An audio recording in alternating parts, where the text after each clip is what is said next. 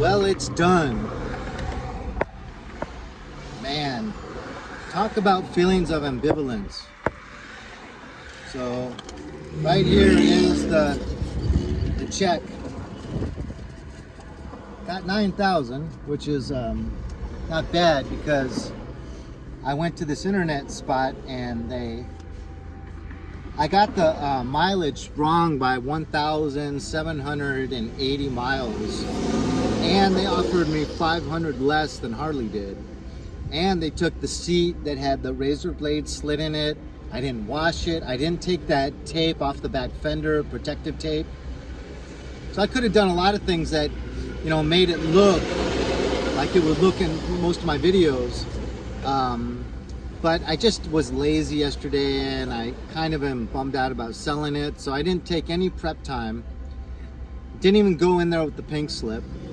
Just wanted to see what they'd give me. And when they offered me 9, I said, okay, I'll go get the pink. We'll do it right now. But man, you want to talk about feelings of ambivalence, because when I bought that motorcycle, I became married to the idea that someday I'd be this old grizzly guy with a long gray beard riding that same Harley. And I even said, I want to take this motorcycle to the grave with me, and I meant it. And I wanted that. And we can make plans all we want, but we can't always, circumstances sometimes get in the way and we can't pursue the plans that we've made. And we have to be flexible, right? So, man, I saw this little Sportster, the Nightster with the bobber look with the fat front tire. And I was like, man, maybe I could jump into this and still have like 3,000, 4,000 left over to play with. And believe it or not, they wanted the same price as they were giving me for my Harley. Actually, they wanted 1,000 more, but they said they would give it to me for the same price. And it's a Sportster. It's not a full Harley engine. It was only 6 years old, and it had 1/3 the miles, only 10,000 as opposed to my 31,000. But it had a scratched up front fender, scratched up back fender, and then the gauge was even scratched up. And it's like, man, what did this guy do? I think he was drinking and driving maybe too much. But if I ever get back on a Harley, I think it's going to have pegs, because I really think those floorboards help to cause my plantar fasciitis or heel thorn or whatever the hell they're called. Just frustrates me even talking about it. I've had this thing for so long now, and now it's coming back in the right foot. But yeah, so that's really one of the main reasons why I needed to get rid of that motorcycle. Your health is priority over almost anything else, because without good health you can't appreciate anything.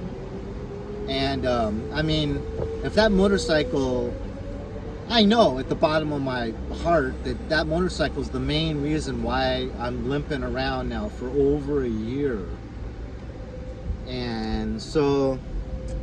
And then it's just hard to get a chance to ride it, because if I ride it, my dog's got to sit in this car. So one, the car could be broken into and I lose my dog. 2, the dog suffers from dehydration. It gets too hot in here. Even if I park it in shade, crack all the windows and put the windscreen up, or the shield screen, it still gets too hot in here. So there's just too many things saying that I got to get rid of the bike. But enough explaining. I'm such an explainer.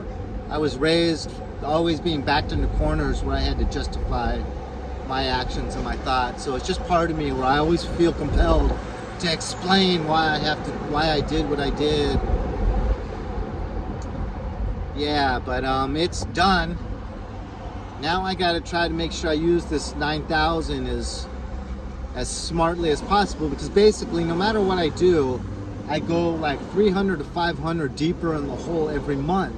So if I'm just going to live here, all this 9,000 would do would just buy me like a year and a half time of living in expensive Los Angeles.